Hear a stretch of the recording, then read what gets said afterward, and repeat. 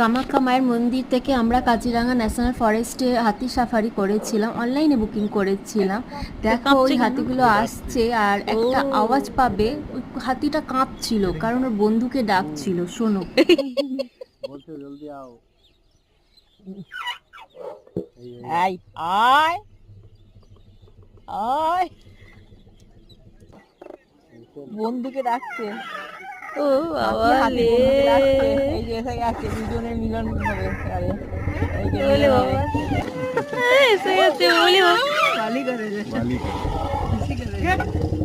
হাতিদের মধ্যেও যে এত ভালোবাসা বন্ধুত্ব হয় আমি এই ন্যাশনাল ফরেস্টে গিয়েই দেখতে পেলাম। আর এখানে আমরা ভোর সেই 4টের সময় গিয়ে আমরা হাতি সাফারি করেছিলাম। আর এত সুন্দর পরিবেশ, আর ওখানে জানো তো মাঝে মাঝেই তোমরা গন্ডার, মানে পাইকারে গেছিলাম তো রাস্তার মধ্যে গন্ডার আর হাতি এগুলো দেখতেই পাবে। আর তারপর তো সাফারি করেছিলাম, সাফারির মধ্যে সবই দেখেছিলাম। ওকে বাই, পরের পার্টটা আবার নেক্সট ভিডিওতে।